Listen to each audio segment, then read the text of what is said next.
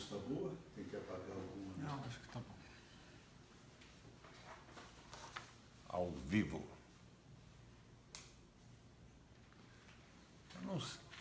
Olá, minha gente. Eu tenho lido aí no Facebook notas dos donos do app, do processo, que a gente deve fazer intervenções curtas, senão elas não serão assim, assistidas. Não é o que eu vou fazer hoje. Eu quero falar hoje sobre essa história de que o Estado só deve gastar o que arrecada. Minha gente, a base do capitalismo é o crédito. Se não houver o crédito, se você não tomar um dinheiro emprestado, o dinheiro que você não tem para investir, você não faz andar a economia doméstica, nem a economia de um país, nem a economia como um todo. Eu preparei um texto, é um texto mais ou menos extenso, e eu vou ler esse texto, e eu espero que as pessoas acompanhem o raciocínio. Eu quero desmontar essa falácia sobre economia de que o Estado só pode gastar o que consome. Então vamos lá, eu vou ler o texto. É uma coisa talvez um pouco enfadonha, mas eu acredito que na meu Face Live, existe gente que está interessada em discutir economia. Então vamos lá. O maior ganho ideológico da direita, em muitas décadas, tem sido convencer a opinião pública de que em qualquer época, independentemente da situação econômica do país, o governo não pode fazer déficit. Ou seja, não pode gastar mais do que arrecada. Tem que equilibrar o orçamento público, dizem. O desenvolvimento surgiria daí. Esta vitória ideológica provém de uma ambiguidade. Há déficits ruins e há déficits bons.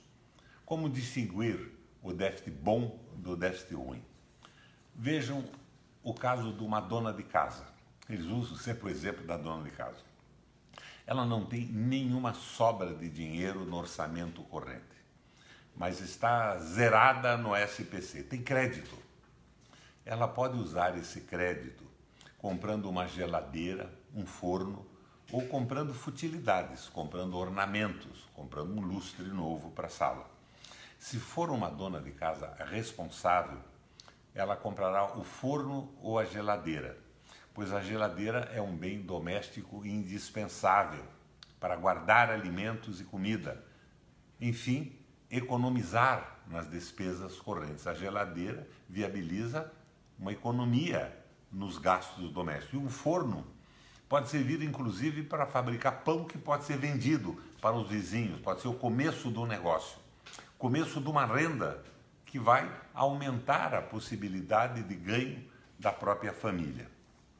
Se ela usar o déficit, o endividamento, para comprar futilidades, estará comprometendo o orçamento futuro sem redução de outras despesas.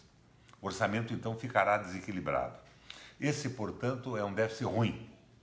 A comparação só não é muito boa, só não é perfeita, porque com as taxas de juros da agiotagem bancária, as taxas absurdas que os bancos cobram da sociedade brasileira, o melhor mesmo seria não comprar a crédito. Os juros são tão altos nas vendas a crédito que eles acabam enxugando a metade da capacidade de consumo do país. Eles prejudicam a produção, prejudicam o ganho de quem produz e consomem a possibilidade de demanda dos trabalhadores, dos consumidores. Então, o melhor mesmo é não comprar a crédito, apertar nas despesas correntes para juntar dinheiro e comprar à vista. Isso no caso de uma família que paga juros rigorosamente absurdos. Entretanto, o mercado do dinheiro no Brasil é tão distorcido, é tão extravagante, é tão perverso, que a maioria das grandes lojas embute juros nos preços à vista das mercadorias. É um cinismo absoluto. Dão como referência um preço à vista e o mesmo preço a prazo, em 8 ou mais prestações mensais. É óbvio que nesse preço à vista estão embutidos os juros estratosféricos. O cliente não tem escapatória de juntar dinheiro para comprar o produto à vista. Vamos voltar à economia do governo. Um déficit bom é o que financia a infraestrutura da economia e do bem-estar da população como meio de escapar de uma recessão profunda ou de uma depressão. É o nosso caso. Para financiar esse déficit, o governo tem que emitir dívida ou dinheiro, ou ambos, dívida e dinheiro, pode imprimir dinheiro. A direita, os neoliberais, dizem que a emissão de dinheiro ou de dívida gera inflação. Não é verdade. Inflação é quando se tem mais procura do que oferta. Isso não existe com uma economia em recessão. Se ninguém tem dinheiro, não há demanda, não há procura, não pode haver inflação. Dizem também que um aumento da dívida compromete a credibilidade dela. É outro embuste. A credibilidade da dívida pública está assentada na maneira responsável como o governo conduz as finanças públicas como um todo. Como uma dona de casa, não deve o governo gastar em futilidades. Entretanto, na medida em que gasta com responsabilidade na infraestrutura econômica e social, a economia retoma o crescimento e cresce mais, a tendência é crescer mais. Se a receita pública cresce em resposta a um aumento circunstancial da dívida pública, o déficit tende a cair e, eventualmente, surgirá um superávit que pode ser gasto na redução da dívida pública. O ciclo se fecha e a recessão acaba em curto prazo. Para a estabilidade a longo prazo, são necessárias outras iniciativas do governo. Contudo, fica estabelecida uma verdade. Sem recurso ao déficit público, ao endividamento, é impossível combater com eficácia a depressão econômica, a recessão econômica. Só o Estado gasta no momento de recessão porque ele não espera o lucro imediato na venda do seu produto. Ele investe na infraestrutura, criando empregos e facilitando o crescimento da própria economia privada. Para os neoliberais, a receita contra a depressão é equilibrar o orçamento. Inspirada nessa premissa, foi criada no Brasil a famosa Emenda 95, que congelou nosso orçamento por 20 anos. Se for cumprida à risca, ela destruirá o Brasil. É o oposto absoluto de uma política keynesiana. Keynes foi o maior economista do século XX e estabeleceu as bases teóricas de uma política de combate à depressão. O sucesso de Keynes veio na prática do New Deal, do novo pacto, quando Roosevelt era presidente dos Estados Unidos na recessão, e no novo plano alemão, da nova política alemã, tudo na década de 30. É uma política keynesiana que nós propomos para o Brasil, seguindo a linha de Roosevelt e de Hjalmar Schacht, os formuladores e executores dessas políticas de inequívoco sucesso na Alemanha e nos Estados Unidos. Entretanto, o desafio que temos que enfrentar é a banca e os aproveitadores da ciranda financeira.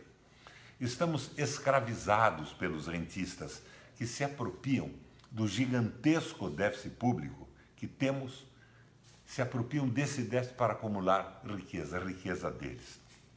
Vejam as contradições. Estou dizendo que sem déficit público não haverá retomada da economia.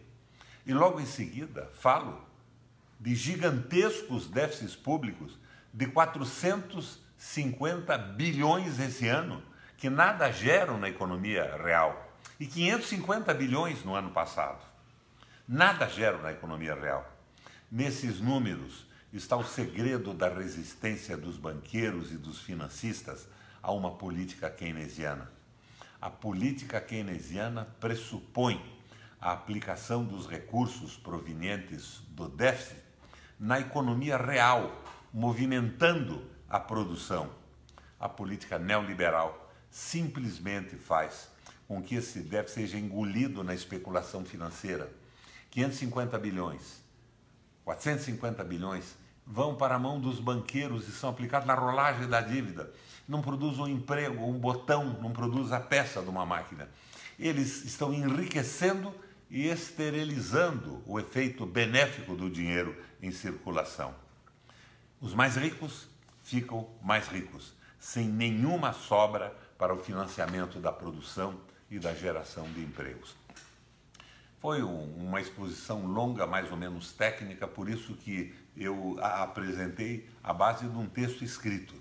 Minha gente, só pode haver desenvolvimento quando há investimento. Uma dona de casa que quer eliminar o problema do déficit fiscal, do déficit de recursos, ela tem que tomar um empréstimo. E se ela usa esse empréstimo de uma forma produtiva, ela consegue recuperar a economia familiar. O Estado é a mesma coisa. O problema não é o déficit. Se o déficit é para os banqueiros, como está sendo hoje, é feito nessa política da ponte para o futuro, nessa história toda, nós estamos destruindo o Brasil. Agora, se nós tomamos um empréstimo, investimos na infraestrutura, geramos emprego, colocamos grandes empresas de construção, empreiteiras públicas a funcionar, com contratos sérios, nós estamos retomando o desenvolvimento do Brasil. Nós estamos num governo que obedece aos interesses do capital financeiro e os interesses geopolíticos de outros países poderosos. Vejam o que acontece no Paraná, as denúncias de corrupção a cada momento, o que acontece no Brasil. Nós temos que superar isso. Eleição direta para a presidência da República, referendo revogatório de todas essas barbaridades e uma constituinte para o povo brasileiro dizer como quer o seu país, a sua economia, a sua estrutura social e a sua inserção no mundo. Minha gente, eu espero ter colaborado com quem tolerou esse texto mais ou menos longo, até agora quem assistiu e prestou atenção a isso. E espero também que vocês coloquem as suas opiniões no texto que o Face Live possibilita a vocês logo abaixo do vídeo em que eu estou expondo estas ideias. Um abração. Estou aqui no Senado, sexta-feira de manhã, no meu gabinete. Não houve sessão. Só eu e o senador Paim estávamos no plenário e no Senado. Um abraço a vocês.